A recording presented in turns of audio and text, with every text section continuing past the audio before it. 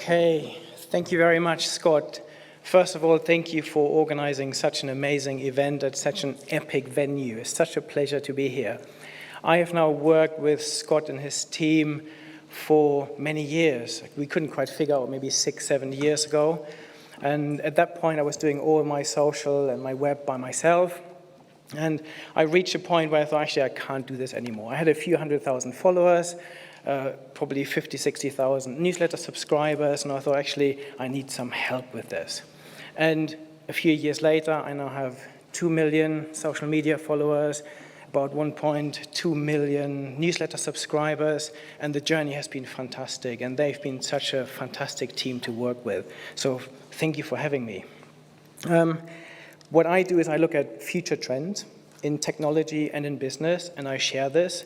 And I'm lucky enough to work with many of the most amazing companies on the planet. So I work currently with Amazon, with Microsoft, with Google, with IBM, with Oracle. Oracle is actually the title sponsor of this year's Red Bull Formula One team. And I was super lucky that Max Verstappen and Chris Horner actually launched the 2022 car on my YouTube channel, which was pretty epic. So I'm super thankful about this. I can't quite top Scott with having a baby, but I had a good week as well. So I've got 3 already, and I definitely don't want any more.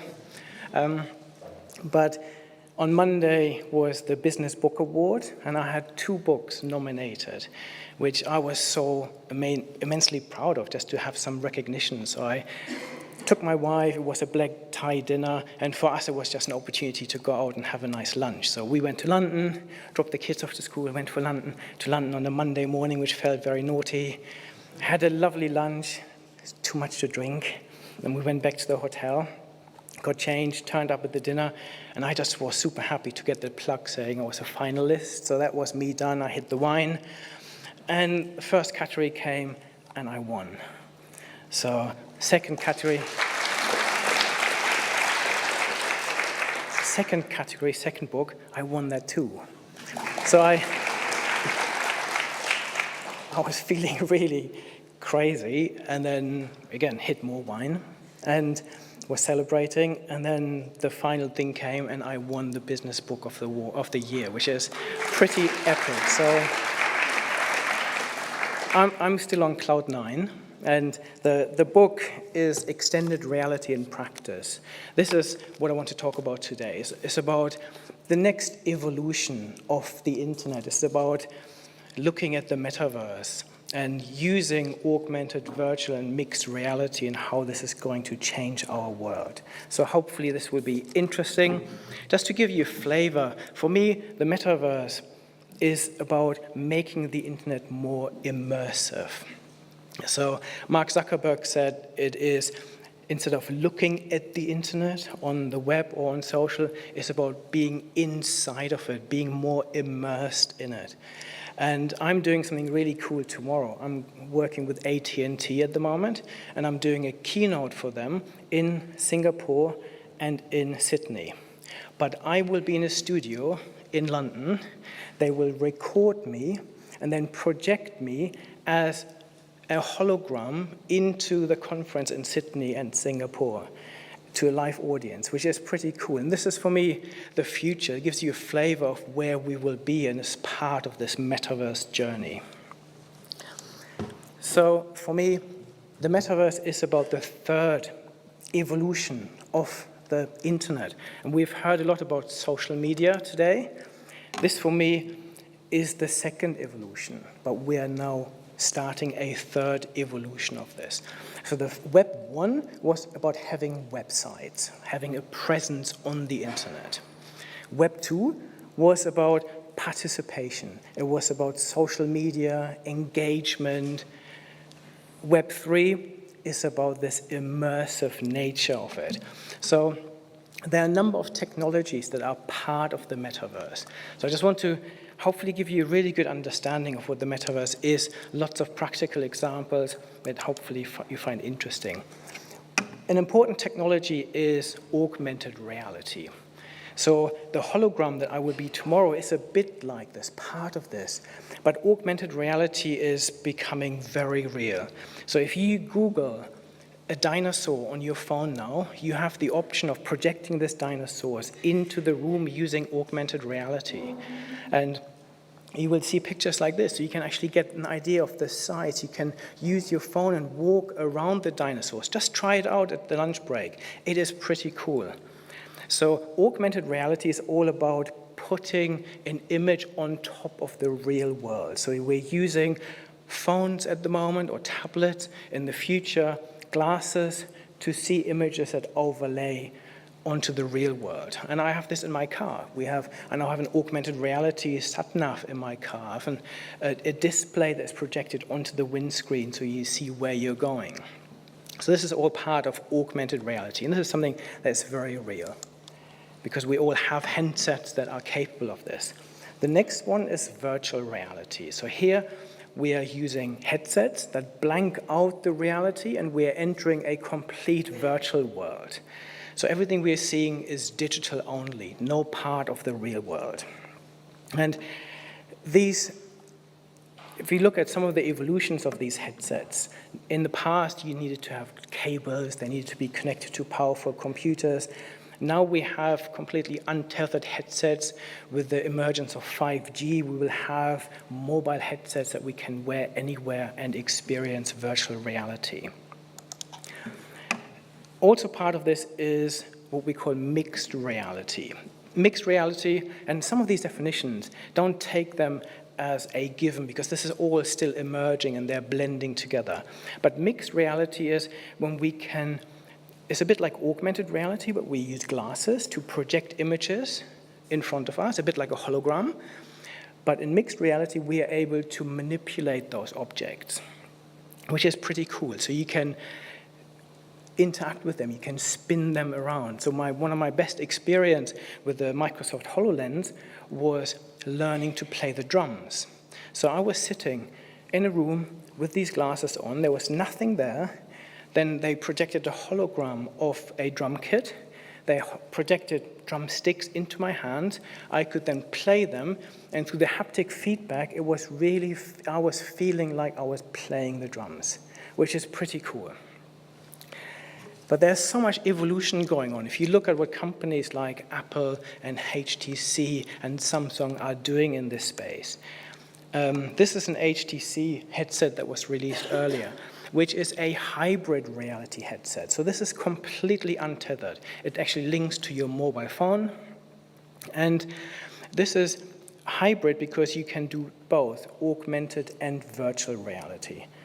And so they look like pretty cool sunglasses. And this is designed for people to be on public transport or on a plane, who you can either project yourself in this most amazing cinema and watch a film, or you can experience the metaverse in this world or see augmented reality as well.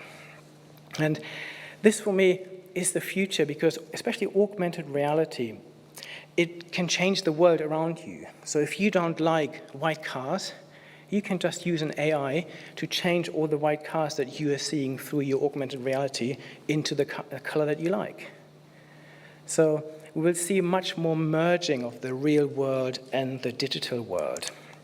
We're also seeing huge advances in some of the accessories around this. So you can now have complete haptic suits and vests and haptic gloves.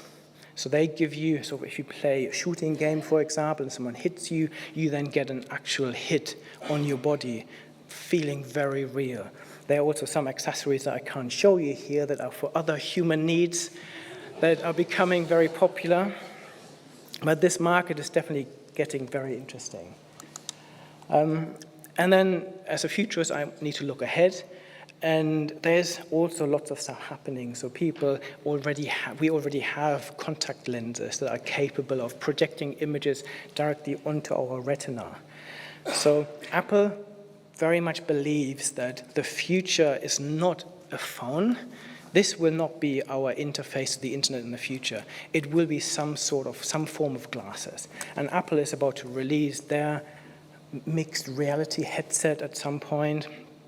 And the next one will likely be contact lenses, but we also have real improvements in computer-brain interfaces, where if you think everything we are seeing, everything we are noticing, feeling, is something we take in with our senses, and our brain makes sense of it. And if we can bypass some of our sensors and access directly into our brain, we can give us this amazing virtual world in the future directly into our brains. So there's a bit of context. The metaverse, then, there are lots of different interpretations of what the metaverse is. Some say this will never happen. Some believe that we are already here. And I believe we're somewhere in the middle. We are definitely seeing the early versions of it. And for me, this is what we're seeing as an evolution. There won't be a step saying, now we have the metaverse.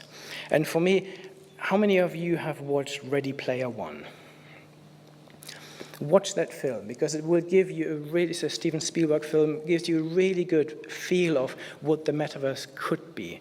It's slightly disturbing because they live in this dystopian world in 2040 where the world has pretty much been destroyed through climate change, and people escape into this virtual world where you can be anything you want. Your avatar can take any form, and you can basically live your life there. You can race cars, you can go to the casino, you can date, you can do whatever you want.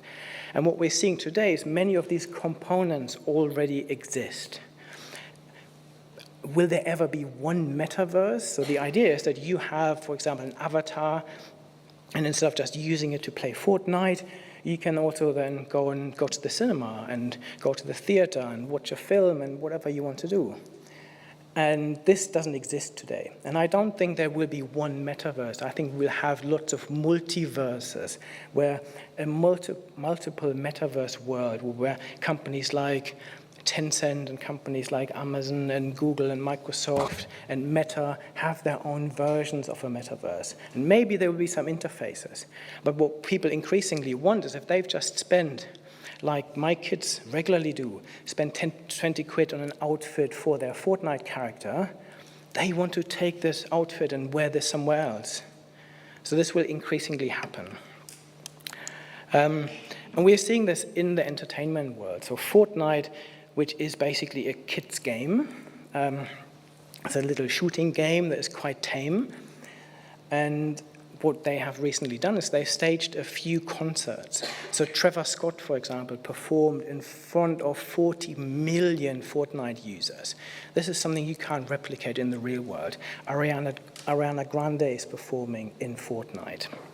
So we're seeing more of these merging of worlds. Roblox is another really good idea. It's a platform where you build stuff with digital blocks. So kids build their digital houses and their gardens and whatever. But increasingly, brands are now exploring this world. So Nike, for example, has created Nikeland in Roblox, where you can go.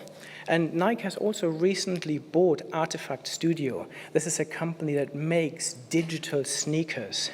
So their vision is that in the future, Nike will not just sell real-world products, they will equally sell virtual goods in the virtual world.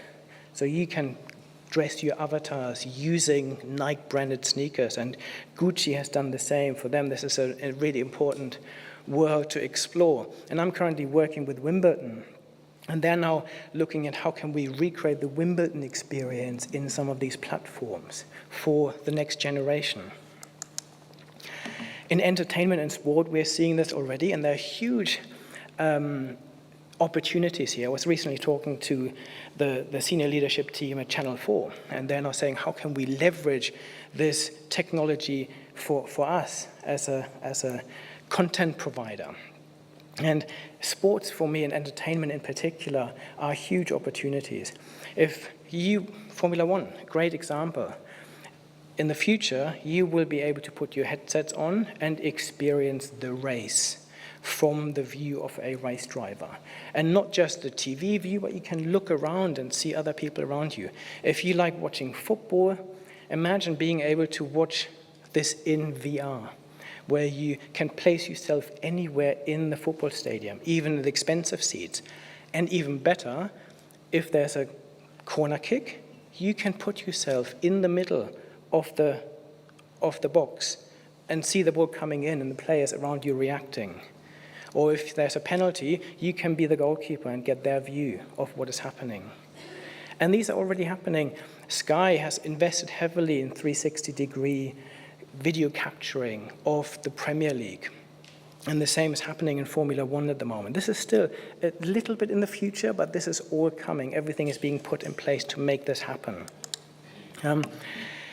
Again, exercise. I use my VR glasses to yoga, for example, which is really cool because you can really transport yourself into a different world, being anywhere. And increasingly, again, lots of smart technology is now coming together. There's a smart yoga mat, for example, that uses AI to monitor your movements, and it can exactly understand how balanced you are and how good your yoga positions is. So you can then have your intelligent yoga mat being your yoga instructor, being in a completely different world wherever you want to be. The world of work will also be changing. We've all transitioned to Teams and Zoom meetings. But wouldn't it be cool if we can actually be avatars and they feel so much more real? So I've recently done some work with Ericsson, for example, and we had a number of meetings using the Meta Horizon platform. And it feels like you're in the room with someone instead of just looking at someone at a screen. And you can have eye contact with someone that feels so much more real than trying to find your camera on your laptop or computer, and then you always look like you're not really looking someone in the eyes. And Meta, formerly known as Facebook, is obviously investing huge amounts of money. They've invested $5 billion last year in the metaverse, and they probably topped that this year. So they've rebranded themselves because they feel that this is such a massive opportunity. We're also seeing companies like NVIDIA, for example, creating digital co-working spaces. So they have these amazing tech platforms that allow architects to build buildings and design buildings like big skyscrapers. And then you can, again, use VR headsets to walk around those skyscrapers and experience them. What will it look like to have a sunset? What will this place look like when it's really busy? Where's the light coming in and out? And again, combining AI with VR will make this possible. There's also a real opportunity for brand engagement, because if you think our kids they are already on Roblox and Fortnite far too much, but they will be spending more time. And this is a real opportunity for brand engagement and giving kids the opportunity. A really cool example comes from the whiskey company Dalmore. What they did is they worked with the One Aldwych Hotel in London, and they created a whiskey cocktail. And what you do is when you order this cocktail, they give you those VR glasses, you stick them on, and this then transports you to Scotland. It gives you a tour of their distillery and how the whiskey is made. So an amazing opportunity to engage people instead of just saying, I want a Dalmore, or I want a Balwinnie, and have no idea what the difference is. So you now have had this amazing experience. By the time this is finished, the cocktail is in front of you. And this, for me, is immersive brand engagement. Healthcare, huge opportunities. I've done a number of podcasts recently and videos on metaverse opportunities for healthcare, creating digital virtual hospitals. But one case that I really love is digital exposure therapy, for example. So if you suffer from certain anxieties or you have post-traumatic stress disorder, what therapists want you to do is slowly face those fears in safe environment. And VR allows you to do this in a very controlled way. And there are now lots of other opportunities. One of the biggest fears, public speaking. So you can now practice this in VR. You can put yourself in front of an audience and speak and learn that. Education, again, I believe our current education system is pretty broken. It was designed for the first industrial revolution hundreds of years ago. We're front-loading lots of stuff that we cram into kids' heads instead of actually making them lifelong learners. And what VR and AR allows you to do is to bring things to life. So instead of reading a book, when you read a book, your retention rate is about 5%. If you experience something in VR, your retention rate rockets to over 80%. So you can read about ancient Rome, but how about putting your glasses on and visiting it and walking around it? So experiencing this, and also there are huge opportunities. There's a really good VR experience that allows you to ride the bus in South Africa as a black minority. This is something we can't replicate. The looks you get, how people react to you. So there are amazing opportunities. And also making training more real. Lots of companies are now using this for health and safety training, for example. The police is using it for training scenarios. If they had to build a training scenario for all the different environments a police officer, or especially an armed police officer, might find themselves in, you couldn't actually do this in any cost-effective manner. In VR, we can create those environments really easily. It is now used in surgery, increasingly, both VR and AR. So in virtual reality, surgeons can train. So you can scan a particular body of a person, if you have to have an operation. So they know your exact body, and the surgeon can practice an operation. And again, using augmented reality, they can actually take some organs out of your body, look at them in virtual and mixed reality to see where the best place is to insert something, to put a stent in, to put a cut in. So this is, again, an amazing opportunity. In retail, we are seeing this now. IKEA was the first company that used augmented reality with their Place app. I don't know whether you've tried this, but this is pretty cool.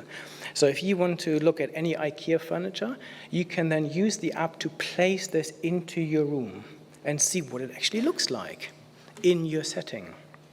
And this will increasingly happen. And again, as phones are getting better, now they have LiDAR scanners that allow you to much better understand the sizes of your room. So the first ones didn't really quite work as well because you could make this chair as big or small as you wanted. Now it's becoming more intelligent. So it will understand how big your room is, how the right size of the furniture around it, and you can actually see what it will actually look like. Another really cool application is the Ink Hunter app. So I guess there's not many things that you do that are as long-lasting as a tattoo, so you want to get this right. And again, what you can do is you can try it out. You can try out the tattoo on your skin, moving around, playing around with it for a while, saying, is this really what I want? And other companies, the jewelry companies now, Rolex is working on this to help you try out jewelry. Again, getting a much better understanding of the size of different watches and what they might look like on your wrist. But it's not just trying on. So this, one of my favorite examples comes from the French glasses and ski wear company Bollé. And what they've done is they used, it's a bit like a Snapchat filter, so you can try those glasses on and see what they will look like on your face.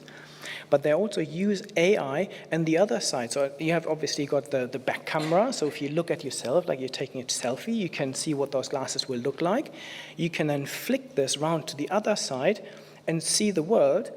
And then you can look at the different shading of those glasses and what they will actually look like. So you can not only try them on, you can try them out and see whether this is actually the shading you would want, or whether you want any darker or lighter.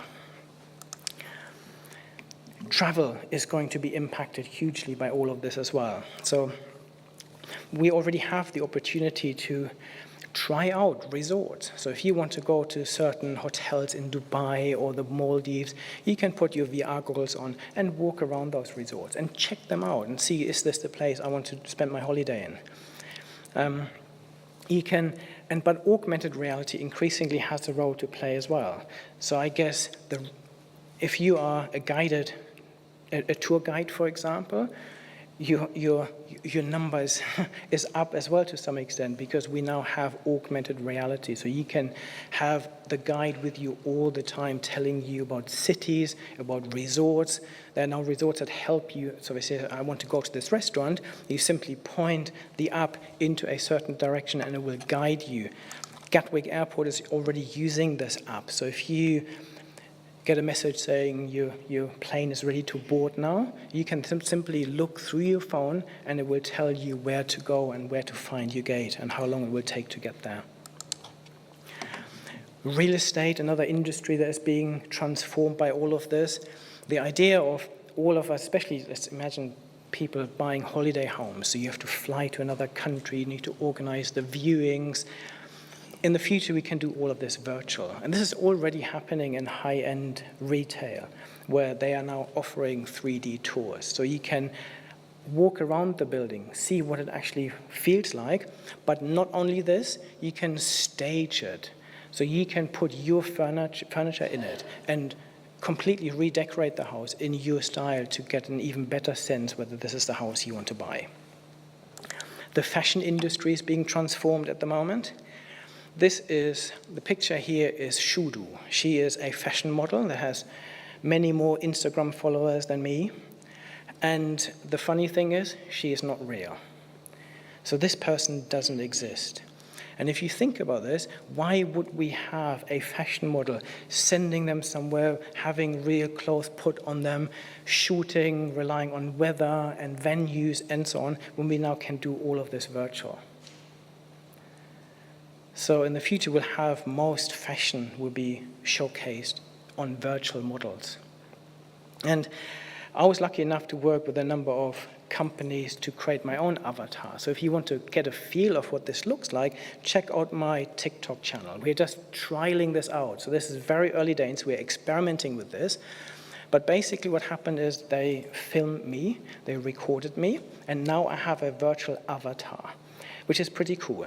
So I can now type in any text, press a button, and it will turn a video of me looking like me, sounding like me, presenting it. So everything that's on my TikTok channel, I have never said or recorded. It's purely done by an avatar. What we're now seeing is this virtual land grab to some extent. There are these digital platforms like Decentraland and Sandbox. And for me, this is a bit like the first land grab, the first .com boom when everyone wanted to secure their website. Then social Web 2 arrived and people wanted to secure their handles and addresses on Facebook and Twitter. Now it's about securing your space on the metaverse.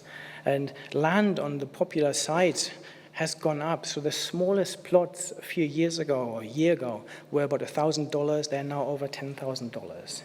And this is where the metaverse also links to the crypto world, to the decentralized web. So a lot of these things will become decentralized. Nike, for example, sells their digital sneakers as NFTs. In the same way, if you want to buy, so non-fungible tokens are stored on the blockchain. And your virtual land, if you buy any, will also be blockchain-based as NFTs, as will be your virtual goods. I recently worked with Glenfiddich, and what they have done is they released 15 bottles of 46-year-old whiskey. And what normally happens in the whiskey world is that you spend tens of thousands of dollars for these amazing bottles of whiskey, but then they disappear into your cupboard somewhere. No one will ever see them. You can't show them off. As an NFT, you get a digital version of it that you can put into your digital house in the metaverse, having it spin around saying, I own that. What they will do is they will keep the real bottle in a storeroom in Singapore. So you have this digital verification that you own this. And this allows you to gamble with it, sell it. So if you sell it, someone else will then you will transfer the NFT, but the bottle will still be there. And if you decide to drink it, you can then request the bottle, your NFT will be destroyed, and then you can drink it. And this for ownership verification of physical goods is really interesting. And also for a brand like Glenfiddich, in the past, if they auctioned 15 bottles of whiskey, they have no idea where they went. They have no idea who and when they were sold and whether they were drunk. So if you had 15 bottles and 10 of them decided to drink it, there are only 5 left, that is really important information for those 5 people. Or let's just imagine only 1 is left. This is so much more valuable. With NFTs, you will have exactly that understanding. So those 15 bottles sold in 3 seconds for 15,000 each. And I was so lucky they actually sent me a little sample bottle, which I enjoyed immensely. So I'm one of the very few people who've ever tried this, and it's amazing. I couldn't afford the real thing, obviously. But this is, for me, an interesting showcase, use case of bringing together the metaverse and the blockchain world. There are obviously some concerns. There's all well and good talking about all the opportunities. I think there are many issues around entering this digital world, especially around regulation, which simply doesn't exist at the moment. And if you think about some of the things we could potentially do, if you have a social world where you wear virtual reality headsets, but also a haptic suit, and someone touches you inappropriately, where does this leave the law? What is allowed, what isn't allowed in the digital versus the virtual world? There are also issues around I think especially around addiction of all of this, because these digital worlds will be so much more amazing than the real world that we are experiencing around us. So we already see this, that people talk about this VR hangover or VR post-VR sadness, where they suddenly take off the goggles and say, this looks a bit shit here, so I want to go back.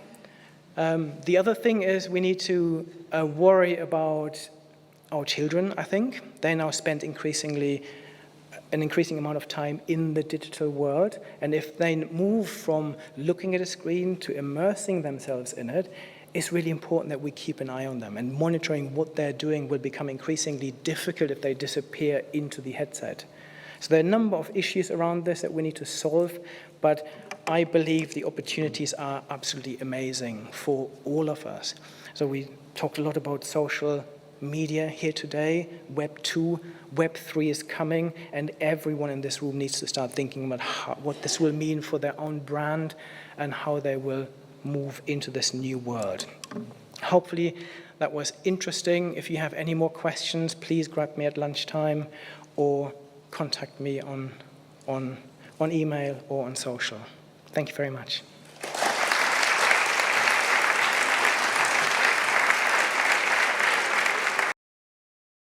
So firstly, thanks Scott and team.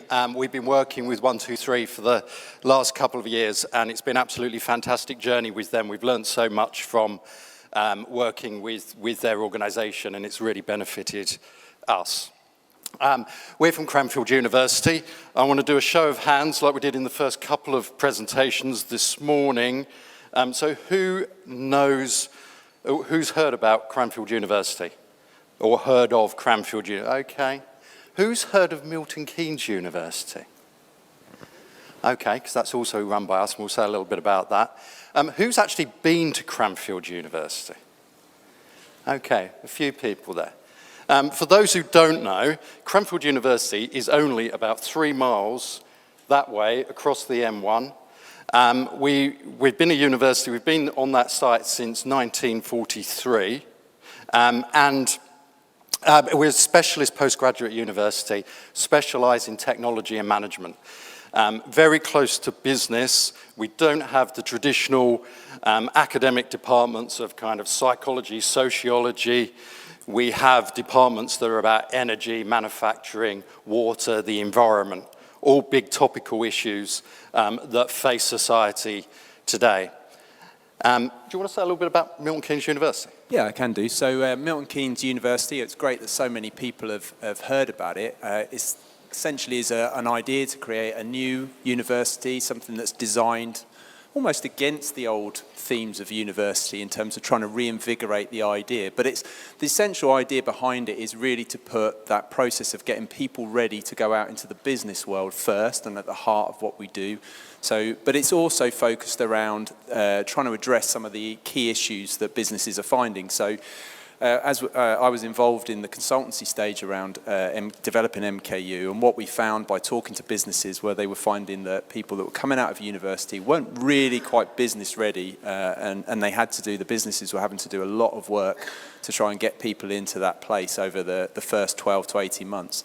So MKU's been designed around a concept around professional skills, but it's also been designed around some of those key areas where there's gaps at the moment of people or businesses are finding. So mostly around the digital skills gaps in cyber, digital development and digital business. Great. And I should mention some of the tech that we've got on site up at Cranfield. So some of you might know that we've got an airfield up there. We've also got a flight corridor for drones. So we're doing a lot of testing around drones at the moment. We've got one of these remote air traffic controls. You've probably seen the EE advert with Kevin Bacon where they land a plane. Yes, we've got one of these remote, you can land planes, you can run air traffic control from an office, and we've also got a test track for autonomous vehicles. So there's a lot of technology at Cranfield. And what we want to talk about today is really the idea of digital learning, what we're seeing in the world around digital learning, some of our experiences over the last few years around digital learning, and I think some of the business need for that digital learning. And what we also want to do is talk to you and get your feedback on a new product or a new concept that we've got that we think meets a lot of organizational needs. So we want to sort of float that idea past you, that concept, a new product that we've got, and get your views on that. So we really need your help today on this.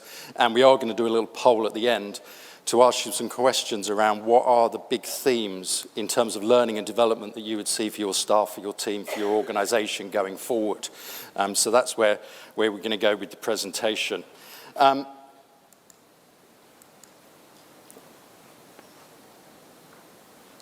You've probably seen in the news this month, like literally is in the newspapers right at the moment, that in the UK, the number of vacancies in the UK for the first time has outstripped the number of unemployed people. Yeah, you've probably seen this news story recently. You probably, in all of your organizations, are struggling with this war for talent at the moment. It is becoming increasingly difficult to recruit really good employees. I'm hearing this from every organization, every sector that we're working with. It's getting harder and harder to retain really good people in the organization. And so when you think about this as business leaders, what levers do you have in the organization? Okay, so you can kind of rely on your brand. That might attract people and retain people in the organization. If you're kind of a Red Bull and you've got a facility like this, it's quite a good place to work. I'd want to come and work here. But if it's not that, it's probably wages, salaries, as your competitive advantage to attract people into the organization. And if it's not that, it's probably promotion opportunities and getting to higher levels very quickly, which is kind of okay in a really big organization. But if you're a small SME, what's the incentive to stay and to move on? I think the fourth lever that you've got is around the development of employees and people wanting to feel like they are developing in their role in the organization. And we see in organizations, all the organizations that we work with, that learning and development is a standard expectation. People come into your organization and they expect to be developed. They don't expect that there'll be no learning and development opportunities in the organization. Surveys, lots of surveys tell us this. Learning and development increases retention. Learning and development also increases productivity in the organization, and learning and development that you give to your employees also increases employee satisfaction and motivation. And just a little bit of academic, I'm an academic, so a little bit of theory here. Self-determination theory, motivation theory, 3 things that motivate people, ABC, so you remember this. First one, autonomy. So people want some choice. They want some discretion in what they do in their jobs. Yeah, they want some ability to have some way of choosing their own path. Okay, so that's A. The second one, belonging or relatedness. People want to feel part of something and want to be able to relate to others in the organization. And the third one is competence. People want to feel like they're developing themselves. So even in motivation theory, we know that learning and competence development is absolutely crucial And unless we're given these opportunities, then people will be leaving our organizations and wanting to move on. So I was just going to add some kind of insight really into some of the conversations that we're having with businesses at the moment. So I work, broadly speaking, out of the executive development department at Cranfield. So we work with a range of organisations of all different sizes, usually around 30 to 40 different organisations a year, from global banks that you will definitely have heard of to government departments that you might not have heard of. And what we're seeing is there's a real shift at the moment. So the pandemic has caused this flip to digital, and now we've got this kind of flip backwards going on to where does face-to-face fit in it. So for L&D departments, they're trying to work out, so what does the balance look like? Where do we get that right? A conversation I was having recently with an organisation, they're probably one of the biggest employers in the country, and basically one of the things that they've been saying is they need to reduce the amount of time that they send people on face-to-face training now because it just costs too much, and so they're looking over the next 2 years to cut that by 50%. But what they don't want to do is they don't want to lose the training and development opportunities for their individual people. So they're looking at trying to find ways to make that happen. And I think another thing that we hear a lot from, I'll just quickly say before we move on, but the other thing we hear a lot from our clients as we speak to them is they actually want some kind of award or qualification that comes out of it. So there's quite a big challenge for L&D departments and people to how do they reach this situation that David's been talking about here, is how do you keep people retained and interested and motivated? Good. So that's our first point. And one of the challenges we see with a lot of organizations is that there are some real kind of tensions. And we talked a lot about sort of the future and Bernard's work on the metaverse and all of that stuff that's coming. And people do want to work to learn and learn in different ways. But actually there's still some degree of wanting some degree of some of the more traditional notions of learning. So what we see is we get some real tensions here, because some of our client organizations, some of the learners we see, on the one hand, they say, right, we want bite-sized learning. You know, there's a whole move to this kind of micro-credentials, badged content. You can go on LinkedIn Learning, Coursera. You can download a couple of hours of learning, do it in your own time. People say they want that, but they also say they want some form of qualification or accreditation, and that gives them some confidence, and people want those formal qualifications to move on in their careers. So that creates a tension. Then the second tension that we see is that people say, we want this really flexible, personalized learning. I kind of want to be able to do it on my own terms, in my own time. I often want to kind of do it alone. But then they also say, we want it structured and we want it supported, and we'd like someone to sort of hold our hand through this process and give us some support. And they say, really importantly, we want to increase our networking opportunities, and we want to learn with other people. So how do you do this kind of individualized, personalized self-learning, but also in a kind of community? So that's another tension. The third tension is people say, well, we want to just be able to access some content, some really good, relevant content. And that's all well and good. And e-learning and using the internet, digital, is definitely the easiest way to do that if you just want to consume content. But what they also say is, actually, we want to learn on the job, in our role. We want it to be relevant to our organization. We want to be able to address organizational issues. And through addressing those organizational issues, leadership challenges that we face, we actually will learn, because we're learning by doing. So this creates a real tension, because how do we actually reconcile some of these tensions? And you as leaders in organizations, people in your organizations will be struggling with some of this. Like, how do you then access the best way to learn? And there's no product that does all of this. You can't find something that hits all of these areas, which is what we're trying to put together. And we put this up as sort of some typical people that we see, some kind of personas of typical learners that we have all the time. And this could be, maybe there are some of these people in this room that relate to one of these learners. There'll certainly be some of the people in your teams that relate to some of these learners. So our first person, Jay, I bet there's Jays in this room, okay? So Jay's got a formal qualification, doesn't really want to study anymore, but maybe Jay has been promoted into a marketing department just because they're really smart and they're a high flyer, but they actually don't know that much about marketing. So for Jay, the thing is, how do I access some really good marketing content to give Jay that information that they need to give them confidence in that role? And I bet there's a lot of those people around. Mary, we meet a lot of Marys at Cranfield, kind of experienced person, the safe pair of hands in the organisation, worked in your organisation for years, but never really had formal qualifications. So are really brilliant at their job, but have always got that kind of imposter syndrome, especially with this new talent coming into the organisation, kind of feeling, well, I kind of would like that qualification in order just to belong and to have confidence.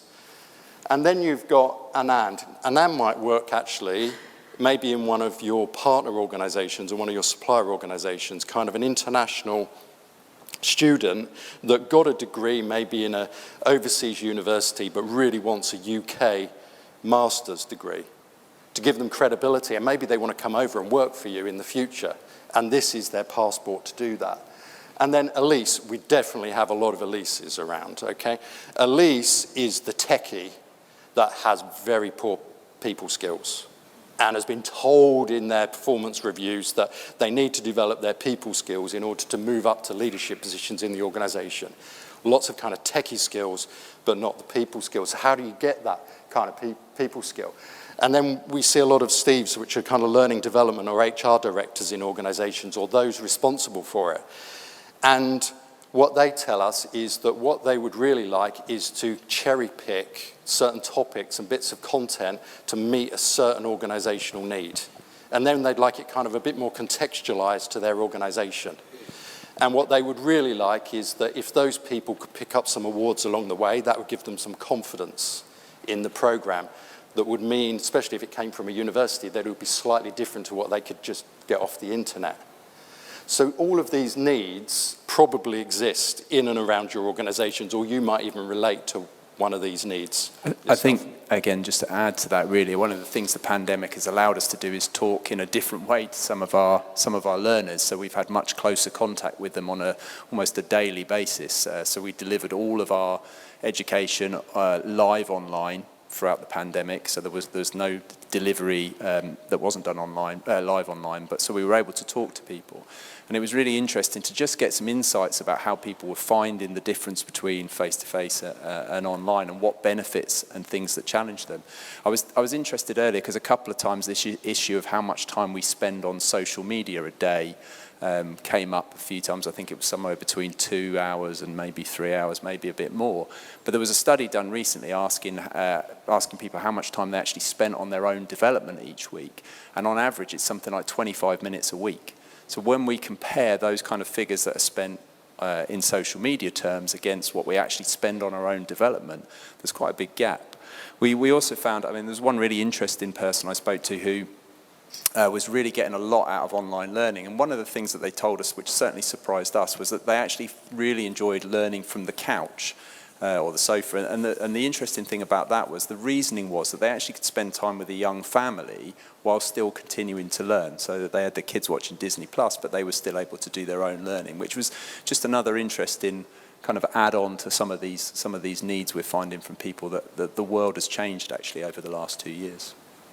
Okay, so towards a solution, this is our digital stackable model, and this is what we want to get a view on. Is this something that you would find attractive and something that you think would be a benefit either to yourselves or someone that you know or someone in your team or to your organisation more generally? Okay, let me just go through this pretty briefly because it is a fairly simple concept, really.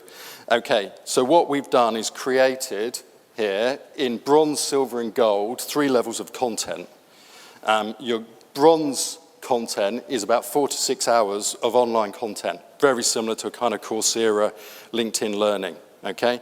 And you complete that, you get your bronze badge. Perhaps you do your kind of leadership one because that's what you're really interested in, okay? You can move on then to the silver one, which is about 6 to 8 hours, also online, do it in your own time, completely flexible. And then the gold bit is where you actually come together as a community of learners and it's live online with a member of faculty, who's one of the Cranfield professors, to talk through the issues. You've probably been set a set of assignments to go away, collect some data from your organisation, collect some data from individuals maybe you're working with, come back with that knowledge, and then share it with others and share it in a community of learners. And that's asynchronous online, and it's kind of 2 half days. You get your bronze badge, and then what we've done is linked up 2 of these modules together. So this goes, the leadership one goes really nicely with understanding people in organizations and organizational behavior, understanding individual differences. So you complete the same bronze, silver, gold badges. You get badges of those. You can stick those badges on LinkedIn. And what we've just managed to get through the university is that if you do both of these, you can set an optional integrated assessment. And this then becomes award-bearing. You get 20 credits for doing that. And that 20 credit award is a university award. You can go to graduation and get your 20 credit award. This continues to stack. If you do 3 of these, you get a postgraduate certificate. You can continue to learn at your own pace. You can continue to choose the topics that suit you. You can then choose 3 more elective of these postgraduate certificates. You get a postgraduate diploma. If you want to go all the way through the process, you can then add a thesis into that, and you can take it all the way to an MSc. And some of the attractions of this are that you start with micro-credentials, you're choosing the topics that are really meaningful to you. You create a personalized pathway. You can join a cohort of others, because you could start at the same time as others if you want to. And you can take it as far as you want. And the key thing here is that most university kind of degrees is that you have to have a whole set of entry requirements to even get on the program. But with this, you kind of prove yourself as you go along. So you pass your first assessment, actually gives you the right to move on to the second one. You complete those, it gives you the access requirements to the certificate. So for those people that maybe didn't have qualifications, this is a great way to move up to kind of a master's level qualification. Great. Anything else? Yeah, moving on. Okay, so David mentioned at the start we'd like to get some feedback from you in terms of some of the things that we're working on. So we did some research looking at a number of different areas, basically, to come up with what we thought would end up being the key themes that people would want to go through. And so what you can see on the screen are 12 key themes at the moment.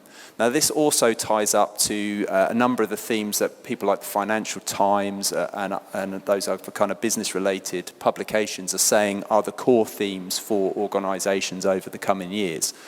So some of them will be pretty obvious and recognisable. Some hopefully will be more emerging. So if you are able to point your mobile phone at the QR code for us, or go to menti.com and type in the code 81586202, you should basically get access to a poll. We only really want you to pick your top 3. It will allow you to pick all 12 in various different orders, but just pick your top 3 and then hit submit. And then I think we can get some results, hopefully coming up live. There we go. Okay. So is your topic in there, David? Yeah, look, 4th. Excellent. You're doing all right. You're 6th now. I've just been demoted. No, you're going down. Yeah. Quick, more votes for leading organisational resilience. Or leadership, I'll do that one too. Probably not a surprise to see strategic marketing high up there. Yeah. Okay. So we can look at these. I mean, some of these things perhaps are maybe not too much of a surprise. Digital transformation, we've basically been talking about that all day, and we're definitely something we would have expected. Organisational behaviour and leadership fairly high up as well as leading organisational resilience, which is great. Interestingly, the change in digital transformation for this audience is in 7th. Now it's just gone up to 8. As if by magic. Yeah, keep boosting them. Okay, that's great. Well, thanks very much. Yeah. Excellent. Okay, so the other thing, so you kind of seen the themes that we've kind of collected, we've researched and found, but we'd also like you, so I think if we can move the poll on, we'd also like you just to think for a minute about whether or not there's any other subjects, any other topics, any other themes there that we haven't captured that you think are relevant either to you, to your business, to young people coming through your organisations. And I think the poll should basically just have about 5 boxes there. So this should build a word cloud as people start to add it, hopefully. There we go, succession planning. And we'll just get a sense of what people are saying.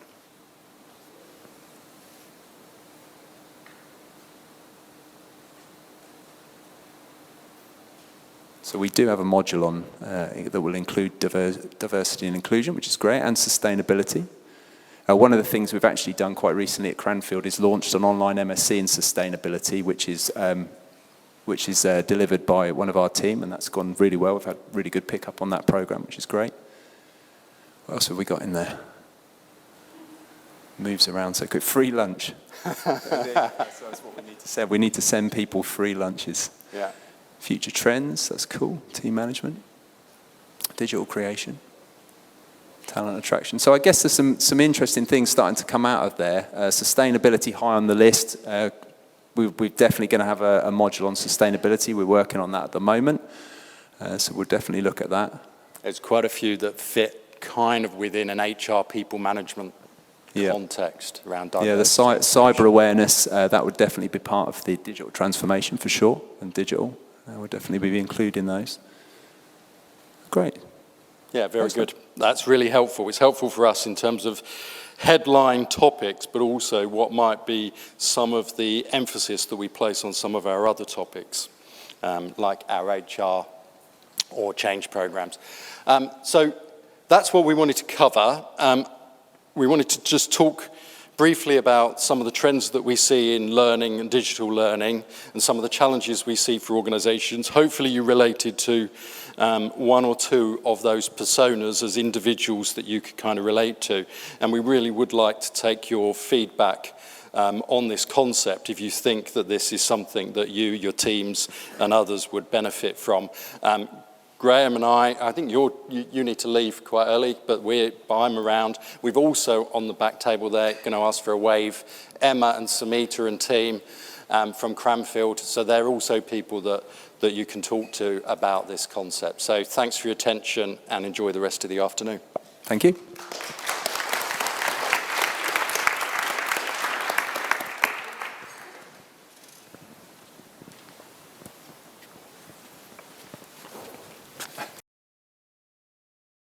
Hi everyone, I'm Gerard, nice to meet you. As you can tell by my accent, I'm Irish. So we came in from Dublin yesterday, myself and my colleague Sean. So I'm not from the area, but I've been here 3 times. And I was here for the last summits in the earlier years. So great to see the summits getting bigger and obviously very swanky given the location that we're in. So by a show of hands, who uses social media? Anyone? Everyone, right? Are you on TikTok? Few? Yeah. LinkedIn? Everyone. Facebook? Twitter? Good few. Okay, cool. So we're social savvy then, yeah? We know the world of social. Excellent. All right. So I'm Gerard. Gerard Murnahan. I'm the VP and GM for Sprout Social internationally. So based in Dublin, company's been around for 10 years. We're based in Chicago. That's our headquarters. I've been with Sprout like 4 years. We internationalized initially from Dublin. Got some staff in London, staff in Sydney, staff in India, staff in Singapore as well. So we've kind of been on a bit of a mission. Started off in the kitchen with my dog 4 years ago.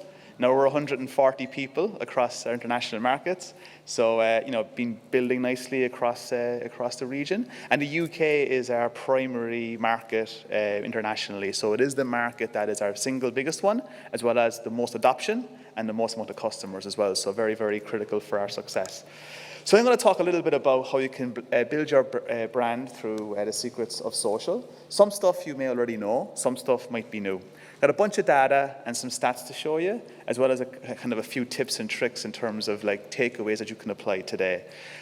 We are a software company, and as Scott mentions, being a software company, we are kind of bolstering the back end of all the stuff you see around today's summit and how the 123 Internet team do what they do. But ultimately, if you have an interest in some of the stuff we discussed today and you want to hear more, certainly Scott and his team are the experts. And so they can give you lots of advice and inside scoop and tips and tricks. Excellent. So, social media now. So basically, we saw some stats earlier. 4.12 billion people are currently and expected to be on social media in the next 12 months. 4.12 billion. And over the next number of years, that's going to rise steadily up towards 4.5 billion by 2025. So population density certainly continues to grow, and then the access to social through smart devices, through the cheaper access to the internet, through technology advancements in different emerging markets, allows people to consume social at a rate that is far faster than we've ever seen before. In the past, we were led to believe that we lagged our friends in America in terms of social adoption. Our recent study that looked at 1,000 customers across the UK-Irish market indicate that we're actually actively on social longer during the day, and we're starting to interact with networks at a faster rate than our friends in the US. And so even though, being Irish, we can be quite, humorous and we like to take the piss a little bit, social is a great place for us to have a bit of crack. We call it crack, right? Americans think crack is something else, but it's actually not, right? I have to explain that to them quite often. Let's have the crack. You're like, you can't really say it like that. But certainly, we are speeding up, and so we're finding ourselves having conversations through WhatsApp, through Twitter. I had a broadband issue recently. I opened the ticket through WhatsApp. I got my ticket resolved using photographs and diagnostics over and back on WhatsApp for maybe 20 minutes. Ticket was closed, review done, 5 stars, all in WhatsApp while I'm doing my day job. Go back 5 years ago, it was 1-800 phone number and maybe 35 minutes on hold and hope to God you speak to a human being. Things are changing. So our appetite for social, our adoption, our utilization, and our need to be gratified quickly has all sped up. So this is driving some of that kind of adoption curve. In the UK, over the next number of years, 65 million-ish people will be actively on social any given moment, right? So again, you're talking about lots of customers, lots of eyeballs, lots of employees, lots of reviews potentially, because again, we live in a world that's very transparent. If you want to see your next employer, you go to Glassdoor, Indeed, LinkedIn, you see all the reviews, all the comments, all the ratings, right?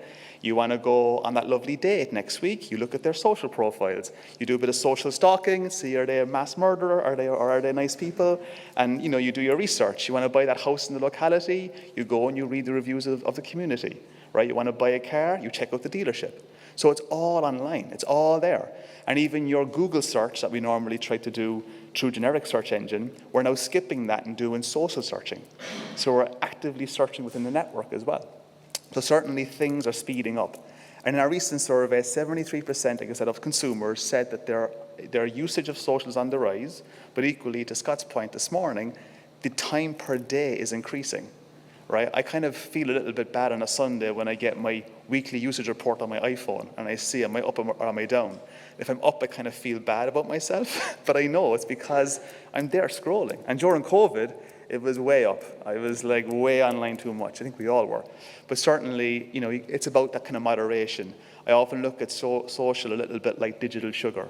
It's about controlling your consumption the same way you would with food or alcohol or anything else in life. And so certainly there's lots of good stuff in social, but there's also lots of not good stuff. And so you have to have that kind of balancing act. So you all have mobile phones. So why don't you grab your phone, and I'd invite you to have a little poll. So you can go online to Slido, so sil.do, just pop it into your web browser, and you'll be asked for a code. The code here is 271442. And the first question, we've got 2 polls. First one is, where do you think consumers are more likely to connect with a brand? Multiple choice. And if you want to go ahead and start that, I'll go in and see what results we have, and I'll show you what consumers said. It'll take a couple of minutes. I won't sing a song, but you can just... Okay, let me try and change that. Now, can you see it? Yeah? So give it a go, give us a bit of a rating. Okay, we're getting some votes in. So where do you think consumers are more likely to connect with a brand? Okay, so telephone was strong, but it's pulling back. Live chat, 7%. SMS, 3%. Public social media engagement, 61%. Okay, we're bouncing around 54 votes. Any more? Done? Done. Okay, so you all feel top is public social media engagement is number 1. Number 2, direct messaging on social. Number 3, telephone. Number 4, live chat on brand's website. And number 5, text or SMS. All right, let's see. Not bad. We got a good team. So number 1, public social media management. So you're all aligned there. Number 2, direct messaging on social. Yeah, you're aligned on that one. Live chat on brand's website. Yeah. And then, of course, telephone and SMS. SMS, yeah, I mean, that's pretty dead at this stage. Telephone, I mean, like yourself this morning, getting some of those phone calls from friends, it feels odd. Although, having worked remotely, I do like walking one-on-ones on WhatsApp now. I find that's really helpful. I think it's a bit of a better break from Zoom, so certainly on the rise. So, you, as consumers, you know the brands you enjoy. You know the brands that you buy from, that you follow, that you interact with. Both the public interaction and the private interaction are the two big driving forces now. You go back a couple of years ago, you know, consumers in UK and Ireland, we were a little bit more, you know, standoffish with this. We weren't as engaged, like I said, as our American colleagues would be, but it definitely is on the rise. And from a business perspective, we can see, well, part of what's fueling the fire is 1, consumer demand, but then 2, brands and organizations trying to increase where are they meeting their customers. And what we can see is that more organizations are getting more sophisticated about taking this serious, because they know that employees, consumers, and followers are on social, so they should also be on social. So in terms of investments, from a kind of a CMO digital marketeer's perspective, the number 1 place where CMOs feel they're going to invest in the next 12 months is in the world of social, right? Investments in teams, investments in technology, investments in training, in resources. Many of our customers that we work with are still trying to report on social through Excel spreadsheets. They're still trying to join the dots together, and they're still trying to figure out, well, how do we take this really serious?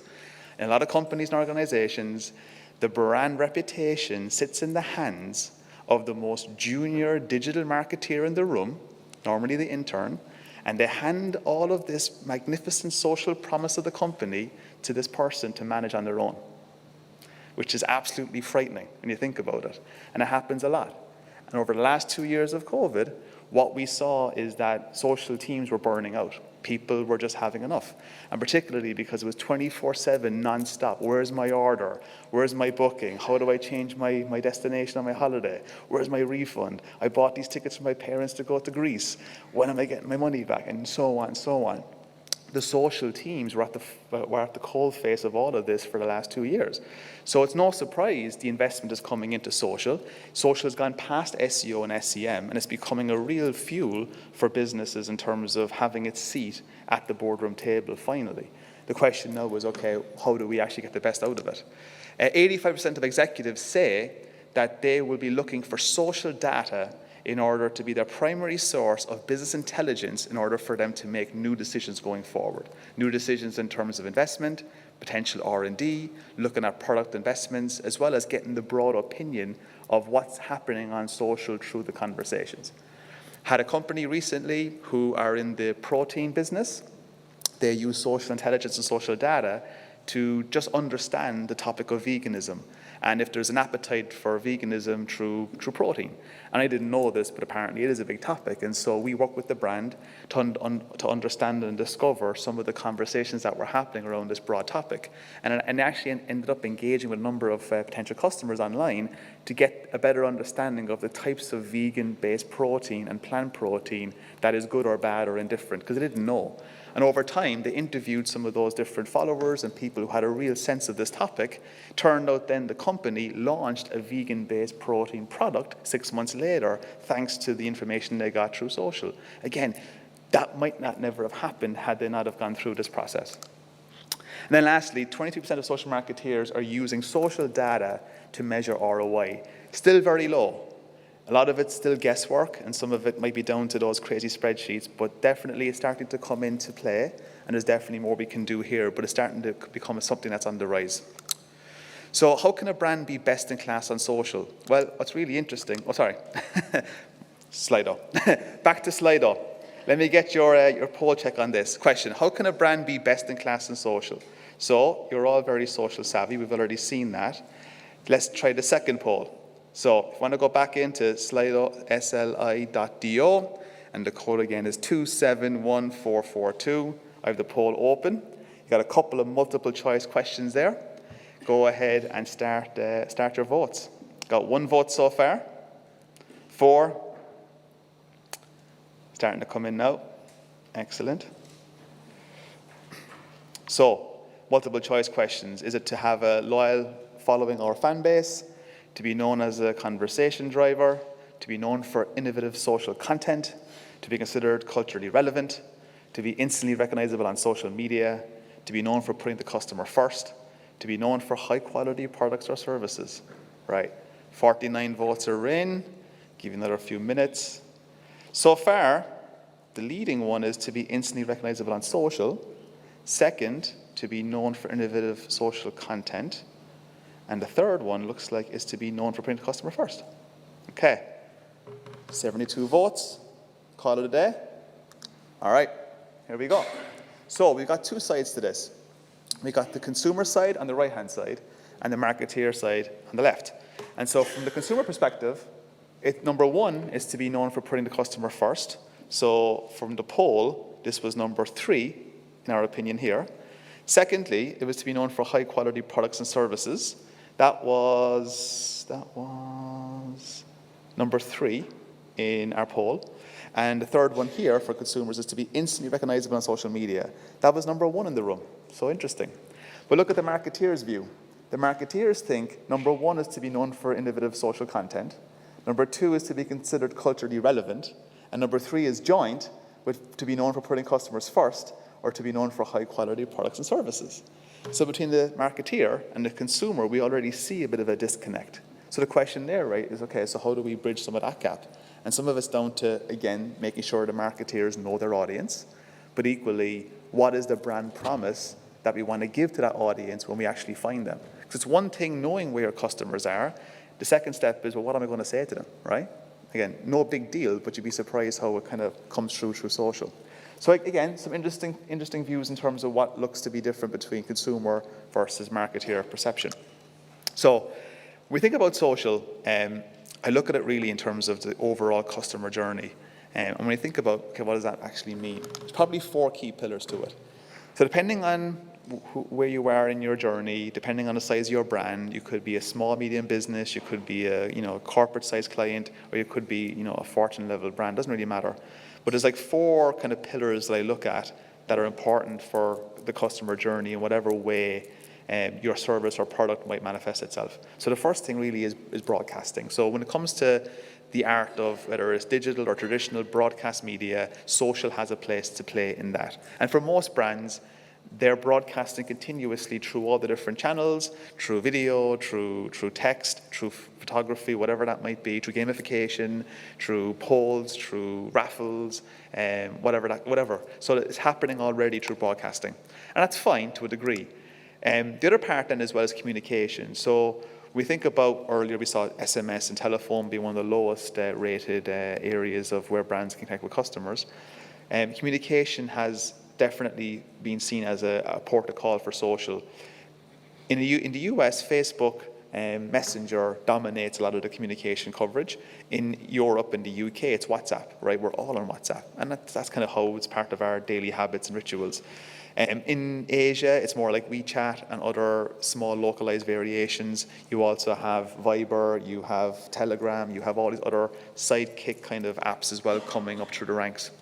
But certainly from a business perspective, I mentioned earlier about my broadband issue, it was all dealt with through WhatsApp. So communication and broadcast, absolutely, social has its day in those 2 categories. The next 2 places where social is really starting to adopt and grow and become much more advanced is the first one is system of record. So depending on your business, you're going to have a customer relationship management tool. You're going to have some sort of database of your clients. You're going to have a place where you'll see your customers, services and previous buying habits. You might have their loyalty program, you might have a view in terms of their complaints or whatever. So sitting alongside your stack, you'll have ticketing, you'll have CRM, you'll have marketing automation, and you'll have what we call social media management. That's the software that we provide. And so we're seeing this uptick in our software being seen as an adjacent place to have your customer record. Why? Because ultimately, it's much easier for you to retain a client and grow a client than to try and find a brand new one. That's a no-brainer. But equally, you want to keep growing and making sure that your customers become brand advocates as well. So you want to go back and make them fans of whatever you do and have them tell their friends and family about the wonderful service that you've offered them. And that then becomes another natural funnel for you later on for net new customers or net new services. The fourth pillar, and probably the most interesting one right now, is social and social data or social intelligence becoming a pillar of the business intelligence piece of your practice. This is where you're looking at like brand health metrics, you're looking at competitive insights, you're also looking at market research, i.e. the protein company who was thinking about the veganism product, they went down this route. So you can see from broadcast to communication to system of record and now into BI, you can see social is starting to cover a lot of the mix. And so again, you might say, okay, well look, there's a lot going on and it's hard enough to keep up with just being on social in general and having all the different handles and different ways that we already connect. And there's a lot going on. It doesn't mean to say that you have to be everywhere, but it's about trying to figure out in my business, where do I see myself currently aligned and doing well in? And where do I think maybe in the next 1 to 3 years could I start to think differently and maybe make some investments? And this doesn't mean to say that it's a perfect recipe. What it really means is more challenging yourself to think about, if I'm a customer of mine or a future customer of mine, how does my website look? How does my channels feel? If I'm coming in for a first impression, do I actually get what I'm offering? We talked earlier when Scott mentioned about the speed of the website. You know, our attention span, you know, is becoming narrower and narrower. If you can't give me your value prop in less than a couple of seconds, you've lost me, right? And equally, when we're scrolling, and I'm not sure about all of you, but certainly for me, there's been a few questionable packages come to my door over COVID where I had a couple of glasses of wine and I was like in-app purchasing on a Friday night. And at one stage, my wife ordered a bouncy castle that was 10 times too big for the garden. And it was after a couple of riacas, it was like, mother of Jesus. But it was too easy because it was 2 clicks through Instagram and I had the bloody thing ordered. And it was like done, dusted, Apple Pay, and it was here within 4 days. Now, the castle, you know, my son enjoyed it for a day, but I politely got rid of it and brought it to a charity shop. But nevertheless, you know, in terms of your journey, it's looking to see where am I at and where could I be? So a few things that can help you bridge the gap. So we did our study with 1,000 consumers, and basically the study is like pages and pages long, but essentially I boiled it down to 7 key pieces here. Yes, social's on the rise. Yes, we want more of our brands to meet us there. Yes, we want to hear a more authentic voice. You know, people and consumers on social. If brands try and fake it and they try and pretend they're something they're not, it gets found out very quickly. And you can go online and just do a simple search. You'll see some fantastic brands who made some fantastic errors in social, ended up paying a big price for it. So when we look at the data, lots of really good things there, and certainly stuff that I would encourage you to look at maybe separately yourselves offline. We have a blog full of information like this. But certainly there's 7 things here that's really interesting. So number 1, you know, we think about how social media data informs the marketeer's understanding of consumers. You know, it's one about making sure that we're able to show up with our brand voice and our brand value, making sure we can tell a story that connects with the audience and resonates on a deeper level than just, I sell X. Okay, well, what does X mean? Where do you source your products? Are you sourcing in a sustainable fashion? Do you give money back to charity? You know, how are you thinking about the growth of your business? Like, do you employ people locally? Like stuff that's, again, things we think about that if you're not bringing that to my attention in my first few minutes of evaluating you as a supplier, like you might lose me. So again, think about your story. You know, do I look at your feed and do I see you interacting with your customers? If somebody has a complaint, I can see by the timeline, how long did it take you to acknowledge them? You know, did you let them sit for an hour or for 2 weeks, right? You go to the airline industry, I love going in and looking at the public handles. You can see everything from complaint, timeline to resolution. And you can see then how people felt after they had the interaction, and if they're giving, a thumbs up or thumbs down. It's all public. So again, I'm looking to see about what you're offering, but also if I become a customer of yours, how are you going to treat me, right? And I can see by your timeline how others have been treated. Similarly, are you involved in some of the conversations that might be difficult, right? We live in a world where there's lots of things going on. I want to spend my money with brands that I feel stand for something, whether it's through climate change, or whether it's through local employment, whether it's through different things that interest me. And if you do stand for something, yes, you might say, well, am I going to cut off some of the market? You might, but some of that market might not be your audience anyway. That's fine. But if you stand for something, you might actually surprise yourself that you end up then garnering even more business through that channel than you would by wasting your time somewhere else, right? Equally, when you think about just in terms of, your customers, do you actually know them on a deeper level as well? Is there ways for you to think about conversations? For example, you'll see when you're watching television or box sets or series on television, you see the chatter happening before the program and after the program. Like as a community, like we enjoy that touch. We enjoy being part of the conversation. If I'm a brand and I see something's trending or there's a conversation happening, can I bring my product into that conversation in a way that makes it a bit of fun? And I can, try to entertain my audience in a way that maybe my brand isn't taking itself too serious. So again, there's a few things like that that just help you think about how you show up digitally. And if you have your digital storefront, what does it say about you? And how does it make me feel? And if you're honest with yourself and you think you can do better, then do better and try and A/B test and do different things and just see where it takes you. There's also brands out there, I'm sure, and organizations that you probably admire. And maybe there's ways you can take cues from them in terms of how they show up. Because again, it's all public, right? You can borrow, beg, and steal very easily across social. It's all there. So again, some food for thought. Again, depending on your size and your structure and the way you're set up for business success, a couple of things that I hear from customers that can really make a difference, particularly as we come out of the last 2 years and businesses are trying to get back on track, and the word growth was kind of forgotten about for the last 2 years, but now we need to grow our businesses. We need to get back on the horse and we need to kind of get ahead of the market. 4 things come up regularly through the conversations. First one, depending on your teams and your size, trying to engineer more cross-team communication. Well, what does that mean? Well, depending on where you are in your industry and your team size, it's really interesting because no matter what function you're in or what business you find yourself adjacent to, everyone tends to have an opinion about what you should do on social. Everyone, right? Which is great, but probably not everyone's qualified to know how to do it, right? So it's almost like inviting the conversation to be one where we say, okay, let's bring the business into the room with the people who know how to do this, and let's have a chat about, well, what are we trying to achieve here? Let's get more regularity, either weekly or monthly, to talk about where can we take advantage of social? Where do we see things that are happening in the marketplace that could be interesting? Where do we see certain brands that we like doing stuff that's really innovative that we think we can try and do something similar?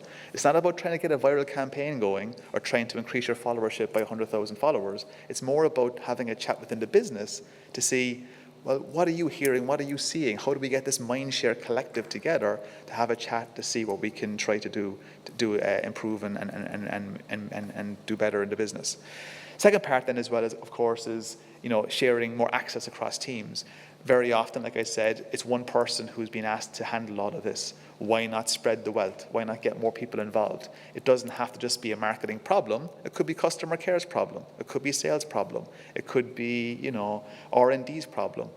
Bring more people into the access of the social channels and get the conversations going. Those 2 things together can make a real difference. In terms of strategy, I often say this to brands, because of the broadcast mentality that you have to be everywhere in social, very often it can be almost take 1 step back for 2 steps forward. That means actually having a plan in terms of, okay, in the next 2 years, I want to be at X. What does good look like from that timeline, and reverse engineer it back to today and really figure out, well, do I have the infrastructure, the people, the resources, and the time to actually make this happen? And maybe the answer is no. That's okay. If it's no, you reset expectations and bring it back down to something that's tangible. But ultimately, you have to have some sort of a plan because your consumers are there, the adoption is increasing, the demand is fueling, and certainly it's not going to go backwards. So you might as well try and figure out what's your game plan. And the last piece then, of course, is data. If you have the data and you're able to access it, well, what do I do with it now? Right? I have my audience, I have my brand promise, I know where the customers could be, and I know the kind of conversations that we're finding ourselves in. Now what? And so again, having that cross-team collaboration, as well as talking to the likes of Scott and the team here to get a sense of, well, what are other cool companies doing like me that I'm missing the boat on? It gives you a chance to try and figure out, well, where are those upsides and some of those gaps. So it all sounds like a bit data sciencey, but what I'd say to you is this. Over the last number of years, the idea of having social tools and social expertise that might cost, tens or hundreds of thousands of dollars or pounds a year, is definitely started to come back and really reduce. You can do everything now on your phone. All of our software runs on this. Most of the social teams for some of the biggest brands in the world operate off this. And they're answering your queries, and they're delighting you, and they're advising you on your orders and your flights from the coffee shops all around the length and breadth of this country on this. And so the idea of having a team and a war room and plasmas across the back wall and stats and Twitter this and TikTok that, it's all here. So again, it can feel a little bit like, well, it's a lot going on, and there is, but it's about then figuring out, well, where am I at in the journey, and what's my level of comfort to try and get involved, because it's going to happen with or without you, that's for sure. So social leads to deeper understanding of audience motivations and desires. Absolutely, it does. And, we see communities who have a lot of spending power, who decide to spend with the brands that they want to spend with because they either align to their viewpoints in life, or they delight them in a way that makes them feel really happy with their motivations. And again, as businesses continue to digitalize, COVID and the pandemic certainly fast-forwarded some of this by a couple of years. We now have customers who are fully digital. We've got like small SMEs who are, on Etsy, and they're fulfilling orders straight through in-app purchases. Like it's live, and a lot of people have side hustles as well that complement their day job, and there's a whole economy fueling, below the surface that's all bought and paid for through social, and it's great to see. And certainly the next generation coming up behind us, you can see that they're now social first. They've skipped the desktop. They're all on the phone. It's all real time, and it's instant.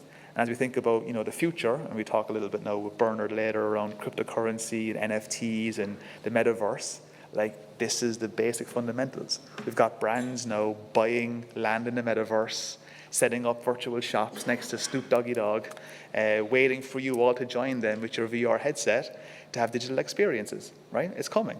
You're going to have a digital avatar of you, and you will collect digital items, and you will have a physical version of it in the real world. That's coming. The brands are already there. Adidas is there. Gucci is there. Prada is there. You name it, they're all there, and they're all building the infrastructure for this future. And so certainly it is coming. It's a bit dystopian sometimes, but it's exciting. And again, it's about trying to figure out, where do I fit into this? And maybe the answer is nowhere. And you know what? That's fine. If that's the case, more luck to you. But for a lot of people, that's where they're going to find themselves at a crossroads in the next couple of years in terms of preparation for this and what it means for them. So business intelligence and kind of connecting the dots, it's kind of interesting. So you have your pop-up shop, your digital view of your storefront, you have your industry, you have your brand promise, you know what you stand for, you know what your audience craves.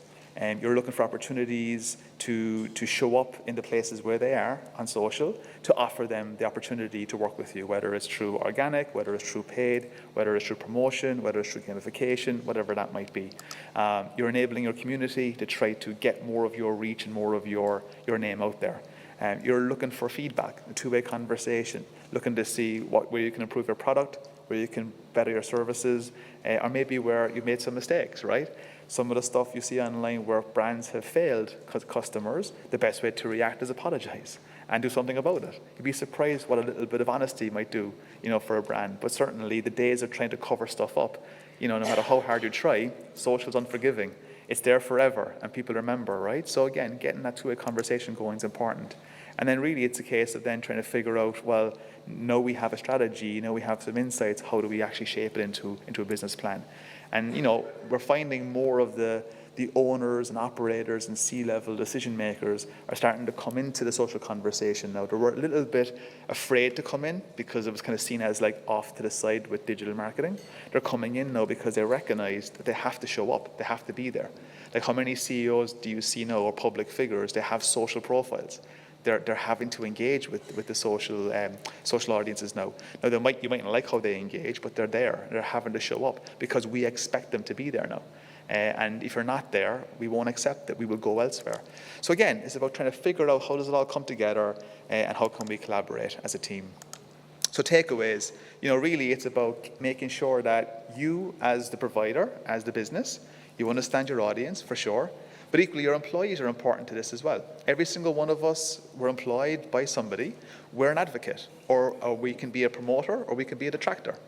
So you can use your staff and your teams to accelerate your message and augment whatever it is you're putting out there. You control the narrative, you control the content, you advise how it should be shared, but then you expect people then to obviously, help share that message. You can tailor that, you can make sure that it's reportable and it's transparent, and you can start to make sure that you see, how things are looking in terms of performance. Certain campaigns work better than others, certain content might work better than others, and even certain networks are more, designed to reach a certain demographic at a certain time than others are. And I'll show you some information in a sec about some of the best times to post. And equally, keeping a pulse on your brand health, making sure you know some of those key metrics that keeps you aligned to whatever it is you're trying to achieve, and then making sure that your brand certainly is visible and people are loyal to you. And again, some of this you already might have in place, some of it you might want to tweak, but ultimately the best brands that we see that operate on our platform, and again, we've got billions and billions of inputs and outputs coming through our software.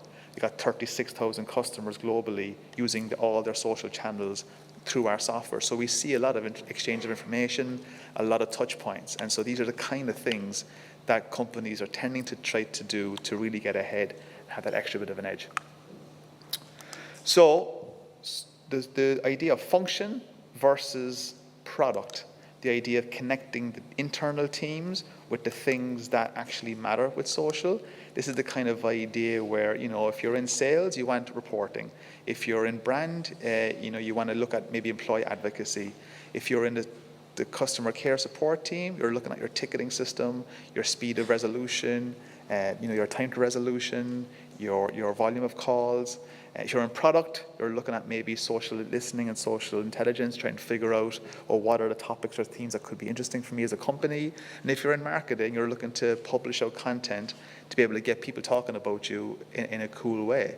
And so when you think about your business and the people in your teams, can you tie the people to some of the different things that you want to get done? And can you make it like either, an OKR or a goal or a strategy in partnership to try and see, okay, what could we do differently, and where could we maybe dial up by an extra 1%, or where can we try and find some extra upside in some of these categories? And again, like I said earlier, there's no perfect recipe in terms of what a business should and shouldn't do. It's kind of like built in a way where you can dip in and out of this. You can take bits of it and you can use it, and there's bits you can leave until later. There's certainly a lot of things in social that you just won't be ready to take it all in at once. But it might be one or two things that might make a real difference. And when you think about cost, what does it mean for me? What does it mean for my business? We heard earlier about this whole hybrid culture and the way we're working. This isn't going to go away. More people know, and the data shows this, more people want that flexibility of work, and they want to have that work-life balance way ahead of an extra 10K a year paycheck. The war for talent is going to continue, and the more that you can put tools in the hands of your staff, and particularly in marketing, to help them enable and be better at their job, the more satisfied they'll be. The less anxious, the less stressed, and the more engaged, right? So again, the tooling covers both your brand and your company's need, but also it's a great retention tool for the teams who have been, in very, very often cases, at the coal face in some of these conversations. So, any idea when's the best time to post? So this is LinkedIn. You're all on LinkedIn, right? So our data shows the best time to post is representative based on the day and the time. So see right in the middle, you have all those dark colored squares. It's suggesting kind of between, 9 to 10, somewhere between Tuesday, Wednesday, Thursday, give or take. So they're the best times to post on LinkedIn. So no Saturday morning, chit chat on LinkedIn here. It seems to be midweek is the key. So LinkedIn has that graph. Twitter, it's again early mornings, 9 to 10 a.m. And it's given us a range Monday, Tuesday, Wednesday, Friday, Saturday. So it's kind of pretty much early morning wins again. Obviously, there's other colors that have engagement, but the concentration seems to be early morning. Let's go to Instagram. Kind of 9 to 11, mainly 10 to 11 looks like. Midweek as well. Obviously, there's a bit more of a spike, towards the later evenings as people come off work or they're kind of finished with the work day. When people were traveling to the office a couple of years ago, you would see more colors, particularly between the commuter times. Again, no surprise, but it's starting to kind of concentrate more towards the midweek morning time. And then the next one then is Facebook. So Facebook's weird, right? So it has a concentration early morning, but look, it has a huge concentration at 3 a.m. as well. So, I'm not sure, is that like because of just the global reach piece or because people are drunk and sending Facebook messages to their ex-boyfriends and girlfriends they shouldn't be? I'm not sure. But certainly, it's good to see. So as a summary, like when's the best times and worst times? Takeaway, if there's one thing you have from today, it's best days to post, Tuesdays through Thursdays, normally between 9 and 10 a.m. And worst days are the Sundays. So Sunday should be the day of rest. Don't be posting stuff. Don't be looking for prospects or trying to connect with your customers. Keep it kind of more midweek. But certainly, that's a few bits that are there. And look, this whole conversation right now around social and regulation and free speech and hate speech, look, there's lots out there. I can go to the pub and I can hear hate speech there as easy as I can hear hate speech on my Twitter feed, right? I can hear it if I want to hear it. The conversations are happening on social. It's about you figuring out where do you want to play in those conversations. And as a consumer and as a user, you can mute lots of people, you can block lots of people, and you can ignore lots of shit. And it's wonderful, right? And on social, you can do it in a way without being arrogant. It's fantastic. So it's happening, yes, you're there, but at the same token, it's about a balancing act.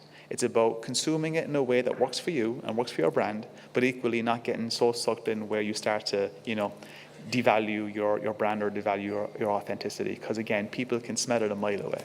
So enjoy your social journey, whatever that might look like.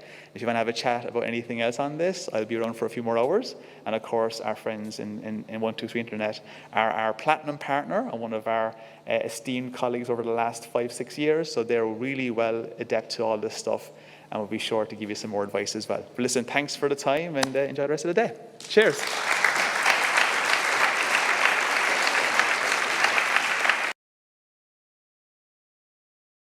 Well, good morning to you all. I'm really delighted to have been invited to speak with you this morning on hybrid working, which of course would just not be possible without the wonders of modern technology that you'll all have been listening to and no doubt will continue to listen to this morning. Now, hybrid working is an area that I'm going to be speaking with you on. Not the technological side of it, I'm going to leave that to the experts. We'll be looking at how to make sure you stay the right side of the law if you're rolling out hybrid working in your workplace. And it would be really interesting to see a show of hands to see how many of you at the moment either do hybrid working or have hybrid working of some description in your workplace. Yeah, I think that's fairly representative of industry today, and I think that's something that's going to be with us going forward, despite the fact that hybrid working as a term is probably a fairly recent and new term to us all, although I think it's important to remember that actually it's just a form of flexible working. So a lot of what I shall speak about with you today will have equal application to other areas of flexible working. So what are we going to talk about this morning? We've got a fairly busy agenda to get through. We're going to look at some of the preparatory steps that I would suggest you might want to think about before rolling it out. We'll then look at how hybrid working may impact on the documentation that you have in your workplace. That will nicely move us into the area of data protection. And then we're going to finish this morning looking at monitoring productivity. And then, time permitting, I'll open the floor to any questions that you may have, and I'll be delighted to answer any questions that you have. If I don't get a chance to speak with you or answer any questions today, I'll be more than happy to speak with you after the session has closed. So, preparatory steps.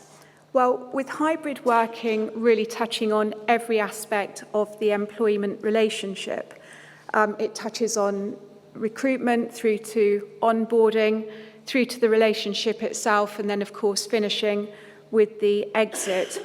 It's really important for organisations to set aside some time to plan, to make sure they know what hybrid working is going to look like for them. I appreciate that an awful lot of organisations already have hybrid working in place, but with it being such a new area of law, or a new area, for us to deal with, it makes sense to keep that under constant review. So even if you have already implemented hybrid working, just keep an eye on it, just make sure it's still meeting the optimum needs for your business. So what are your optimum needs? Well, in order to work those out, you've really got a whole stack of questions that you should be asking yourselves. Things like, how's it going to work for your organisation? How's it going to work for your teams? Are your teams going to be treated differently? So does it make sense for one team to undertake hybrid working in one way, yet for other teams to undertake it in a different way? Does it make sense for all of your teams to be out of the office, or all members of your team, to be out of the office at one go?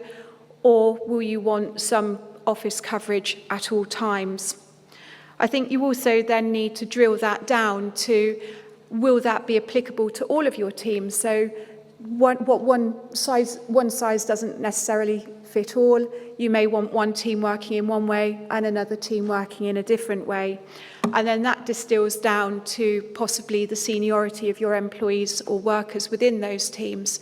Again, different arrangements may apply. As I say, this is such a very early area. Even if you have started down this road and you think, oh crikey, we didn't even give any thought to this, please still just keep these plans under constant review in any event. The next thing really to start thinking about is, how are those hours going to be worked?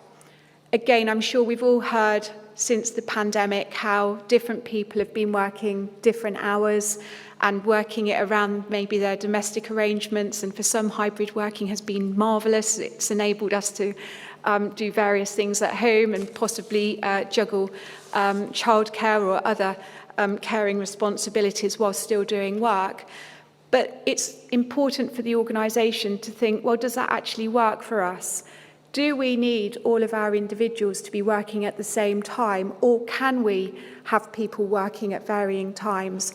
And that in turn may introduce the concept of having core hours, where you've got certain hours that everyone needs to be logged on at the same time. You've also got to ensure that your managers know how to manage all of this. So how are managers, for example, going to deal with questions such as, hey, you know I'm remote working on my Monday, Tuesday and Wednesdays now. Do you mind if I actually decamp down to the South Coast or further abroad? How are you going to deal with those questions? Because are you going to have a scenario where actually, although individuals are possibly working from other locations Monday to Wednesday, there may be occasions when actually your business needs as such, you want them in the office on those rare occasions. Can you actually bring them in? Again, that should factor into your planning. And I think it's also important to consider what happens if one of your employees or workers says, do you know what, although hybrid working may be wonderful for everyone else, I just can't do it. It really impacts on my feeling of isolation. It's really impacting on my stress levels. I can't shut off. I feel that there's no disconnect between my work and my home life balance. So again, consider that. How are your office spaces set up? can you still accommodate maybe some staff who may want to be 100% in the office? And again, I think this all needs to be factored in. So once you've decided on those initial kind of questions, the next thing really is making sure that you've got the right equipment in place. And a lot of the equipment is possibly going to determine the answer to some of those earlier questions. Very often with hybrid working, you're going to find your organisation needs to double up on a lot of equipment. That's not just your digital equipment, but also your office furniture. I think that also raises the question of how do we provide the correct levels of remote support. So where you've got somebody working remotely, if they have an IT issue, and I'm sure everyone here probably will not, but for maybe the wider audience, where are they going to get the support from to sort that issue out? Will that be internal or will that be external? And again, that's going to have cost implications for the organisation. And I think, still on the subject of equipment, a lot of organisations are guilty of possibly overlooking the question of office furniture. Now, I'm sure all of us have probably at one time or another worked from the kitchen table on a non-ergonomically designed chair, and maybe that's okay for short periods of time, but if you've got a situation which is going to be for longer term, again, that's something you're going to need to factor in. So that really raises the conundrum of who provides what and what cost. Now and who bears the cost, sorry. Now that is dealt with by some by actually putting in place some form of allowance. And that allowance may not just be for the equipment, but it may also cover other expenses that the employee or the worker may have due to remote working, such as insurance and also electricity and heating. And I'm sure all of us are really alive to that at the moment with the current cost of living crisis that we're all having this pleasure of dealing with. So again, in terms of when it comes to insurance, the thing to note is check your organisation's insurance first to see whether or not it actually covers equipment which is not on site. If it doesn't, how are you going to deal with that? Are you going to ask the employees and the workers to check their household insurances to make sure that's covered? If it isn't, again, have some form of plan for how you're going to address it. As I say, there's also a big issue as far as inclusion and well-being is concerned, and certainly the out of mind or out of sight, out of mind risks are massively increased. This also, in turn, can increase the gender split issues that I know so many organisations have spent the last few years trying to address. The last thing they're going to want is all that good work undone by hybrid working. And organisations certainly must do enough to manage their staff's well-being, and that pulls back to the comment I made earlier about the ability to disconnect between work and home life. Managers will play an important part in all of this, and it certainly does not require an entirely new skill set for managers, but it does mean that they will need to adapt their current skill sets to deal with the new challenges. So making sure that hybrid working doesn't impact on any promotion or pay rise decisions, for example, and also making sure that the training is still of the same level it always needs to be, because of course training by osmosis, which we're all so familiar with when working in the office, is going to be dramatically reduced. So something really needs to be thought about to plug that particular gap. So still on the subject of preparatory steps, well, I can't possibly leave without talking about health and safety. Employers owe obligations of health and safety to their employees and the workers. If you're going to extend their working place to their home, then likewise your obligations, your health and safety obligations, are going to extend there too. There's some really useful guidance available, free guidance I should add, available from the Health and Safety Executive website, which takes you through how you might be able to assess your workplace, and also asking employees and workers to self-assess their homes if that's where they're remote working. Please remember that, as with so much of this, those assessments are not a one-time only assessment. They should be kept continually under review. And I think it's also important to remember that it's not just a paper exercise. So when you ask your team members to complete that self-assessment, don't pat yourself on the back when you file it away and think, job done for another 12 months or so.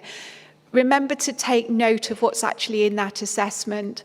Make sure there are no red flags. For example, if you've got someone who's saying, do you know what, I'm constantly sitting at the table in kitchen table in really cramped conditions, constantly tripping over the leads that go to all of my digital technology and so on and so forth.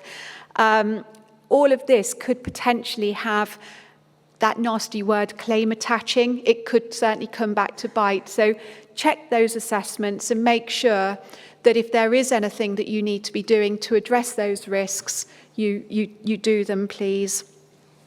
In terms of disability, well, of course, the Equality Act makes or imposes the requirement for organisations to carry out reasonable adjustments to workplaces. And again, if the workplace has extended to an individual's home, then that's going to raise the question of, do we need to therefore pay for various adjustments to be made to that employee's home? So again, that's going to involve considerations and certainly should not be overlooked.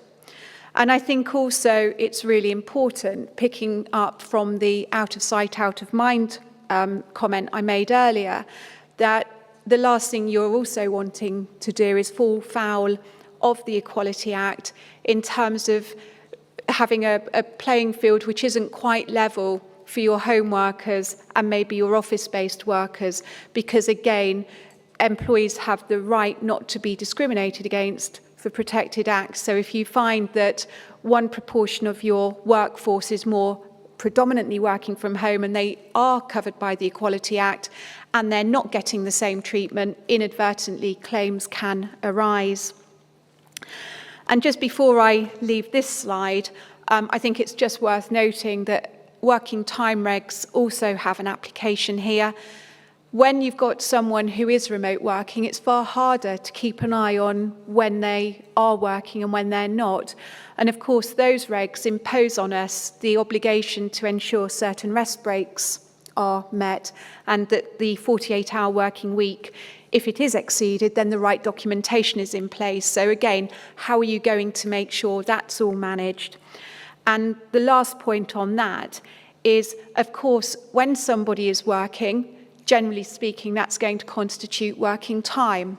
So are you still meeting your national minimum wage obligations? Because, of course, your salary is divided by the number of hours that are worked. If that then brings you below the national minimum wage, I'm afraid you're going to have a nasty knock at the door potentially from HMRC, which I don't think any of us will particularly welcome, to see whether or not you are actually complying or whether there are any breaches there.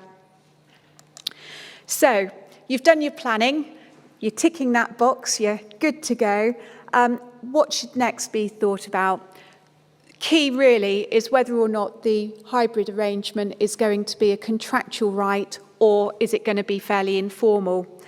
And there are certainly arguments for both options here. Certainly with hybrid working very much in its infancy, it may well be that now just isn't the time for your organisation to put the head above the parapet and say, do you know what, yeah, we'll go with a contractual arrangement.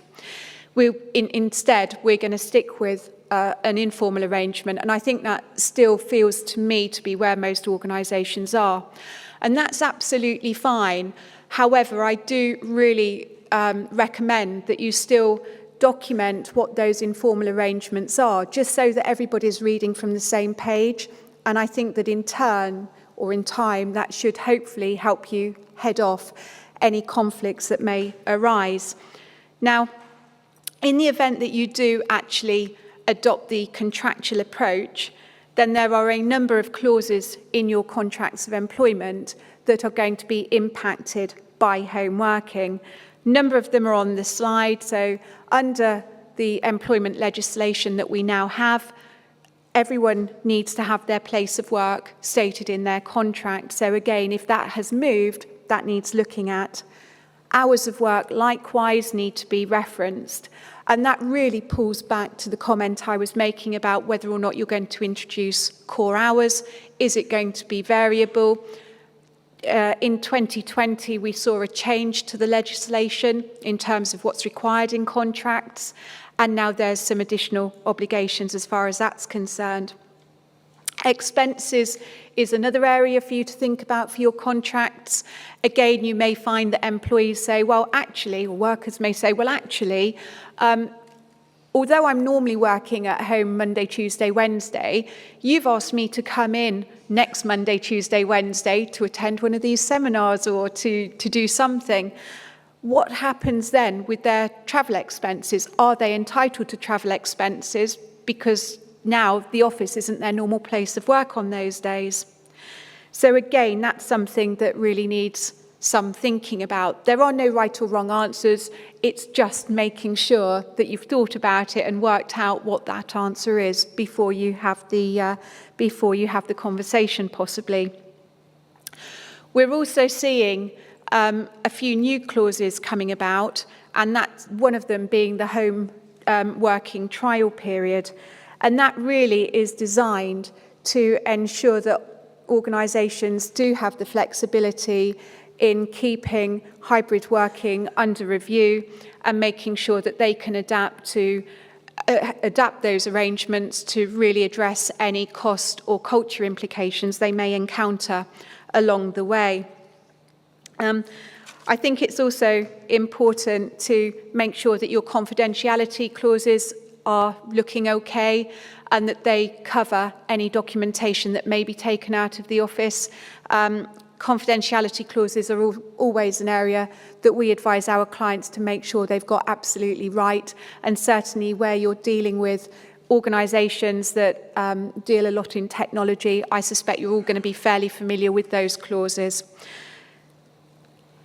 I'd also like to mention another couple of clauses which aren't on the slide, and we're starting to see the right to enter clauses being introduced into contracts. I'm not sure where I stand on that at the moment, but they're designed to give companies the right to enter an employee's home in certain instances during their employment or during the employment relationship for certain reasons, obviously, so such as installing equipment or maybe carrying out those health and safety assessments that I mentioned. So again, I think they're really something that maybe organisations should be thinking about. And the last one that I really wouldn't want you to overlook is the return of property clauses. Again, if you're the organisation that's supplying the equipment, you're going to want to make sure that your clauses cover the ability to recover that equipment. That may also tie in with a deduction of wages clause, so what happens if the individual doesn't actually return their equipment at the point of exit. Now, regardless of whether or not policies, you go down the contractual route or otherwise, certainly your policies will need looking at if you're going to have some form of hybrid working, because it impacts on so many different types.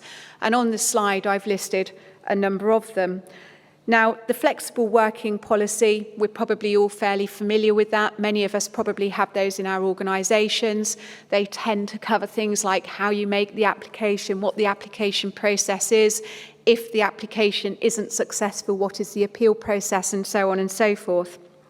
Now, the home working policy, we're seeing those become more and more used, and they really are designed to set out things like how supervision is going to be undertaken, how will appraisals be undertaken, what are the health and safety obligations, pulling back again to those assessments, what about the equipment, What about insurance, and what about data protection? So again, that's often covered in your home working policy. And we've also now got these lovely hybrid policies, which really are a bit of a combination of the flexible working and the home working policy. So some organisations have them, not everyone does, but they're certainly growing in popularity. And it's really important that whichever policies you have, you make sure that your managers are aware of them, because at the end of the day, they're going to be the first port of call for enforcing them or responding to any queries that your team or their team members may have about them. Data protection, I'm going to come on to in a moment. Health and safety, I think I've probably already spoken about quite a lot, but please make sure that they do extend to your remote working places. IT, communications and monitoring, again, that really needs to reflect what your organisation is doing as far as that is concerned, if anything. Data protection then. Now, as you'll appreciate, when it comes to remote working, there's always going to be a heightened issue as far as data protection is concerned. It's really important that employees and workers know what their obligations are here, because the ICO, who is responsible for policing and enforcing data protection laws, don't just have to prosecute an organisation. They can actually prosecute individuals, so individual employees, workers in their own right, for any data breaches. And we are seeing an increase in those prosecutions. And the fines can be eye-watering. Not always, but they can be eye-watering. And at the moment, I'm not sure anyone would necessarily want to fine however small or large it is. So again, it's really important that you're aware of the arrangements your employees have. We've all heard of people working at the same kitchen table as maybe their children when they're homeschooling during the pandemic. And although that issue has possibly, hopefully, passed and never to return, please, never to return, certainly where you are remote working, it increases other people being in and out of your home. That then increases the risk of other people actually overhearing maybe your telephone conversations or also your discussions during meetings if you're conducting your meetings by Teams. You've also got to think about if an employee or a worker is taking paperwork home with them to do the remote working, what happens to that paperwork? How is it stored when they're not using it? And also, when they're finished using it, what happens to it? Are they going to pop it out in recycling or at the bin? Or is there going to be an obligation on them to bring it back to the office to ensure that it's confidentially disposed of? So again, I think that all of this pulls back to what training is given to your employees, what information is given to them. And I think also it's really worthwhile for organisations to bear in mind data protection impact assessments, or DPIAs for short.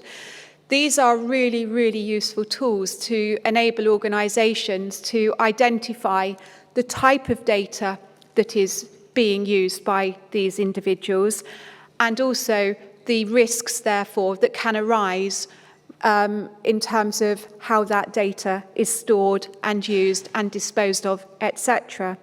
And that, in turn, will then enable your organisation to work out ways how it can mitigate those risks. Now, one key way for reducing any risks is, again, making sure your training programmes are up to scratch. Those training programmes should be induction, but they should also incorporate regular updates. And they don't have to be really hands-on, full-on, boring sessions. There's many, many different ways that you can roll out that training. We regularly work with clients to produce FAQs for them, or some easier styles of training.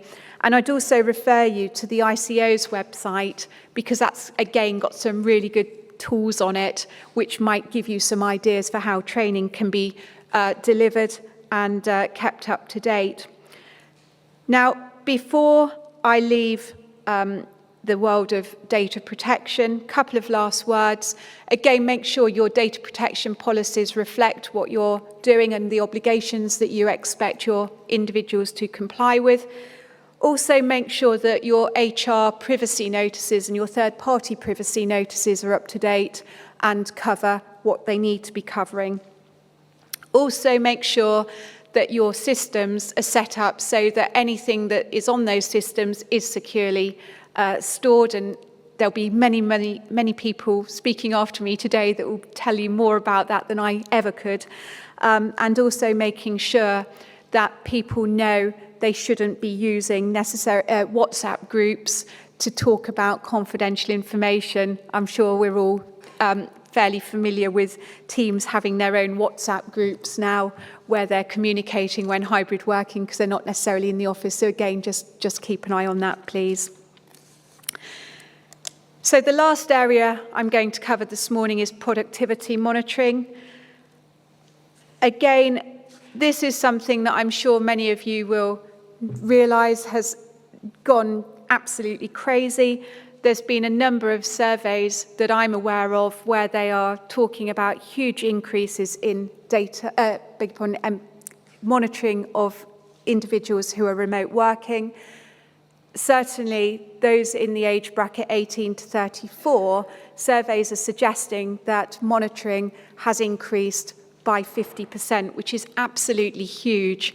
That monitoring may be by cameras on laptops, maybe keystroke monitoring. There's various bits of technology out there. I think Bossware was one that was mentioned to me or I heard about recently.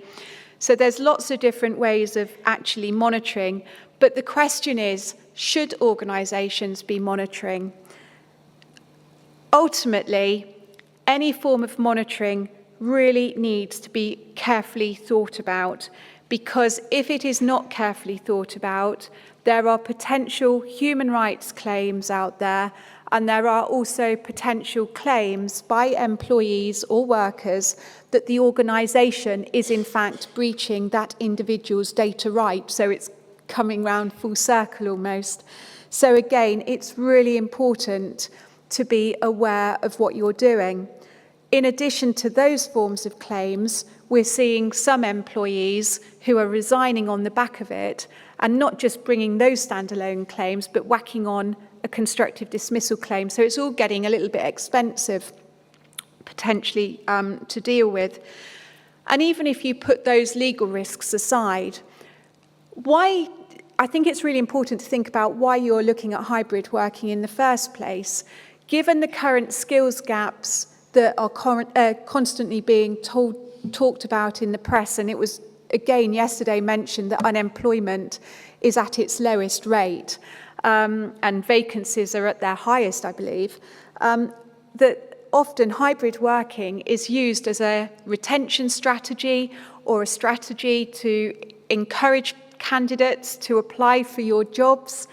So again, given that covert monitoring and monitoring of any type is well proven to be a demotivator and a trust destroyer, why would you necessarily want to monitor in any event? Now, please don't take this as me saying it's absolutely fine, therefore, for productivity to drop. It's fine, we can do remote working, and if productivity drops, well, so be it. That's just one of those things. I'm not saying that at all.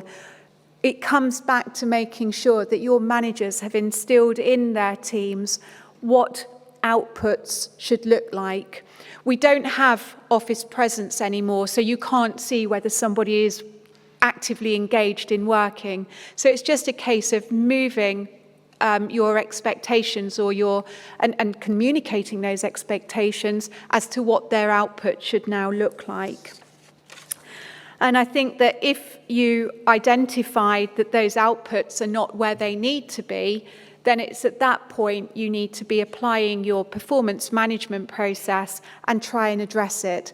And of course, that's going to require you to think about how you might put in the supports, how you might put in the training to bring someone back up to where you want them to be, because that, at the end of the day, is the ideal for everyone. No one wants to dismiss people. Everyone wants everyone just to be working at the right level.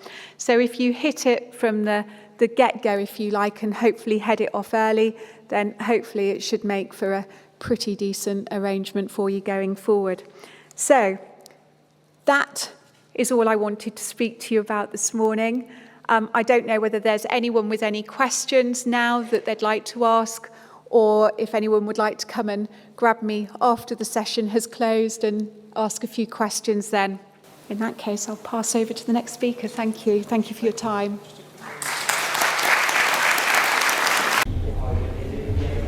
Hi, so Scott from 123 Internet. Just want to say a massive well done and thank you to the team from 123 Internet Group, our speakers, the volunteers that were here today, and of course the venue and attendees, as without those obviously this wouldn't be much of an event. As I close off for today, it was absolutely incredible to see so many people back face to face. There's been some fantastic education and advice shared by our speakers, and I can't thank them enough for their time. Until next year, stay tuned, follow #MK Digital Summit.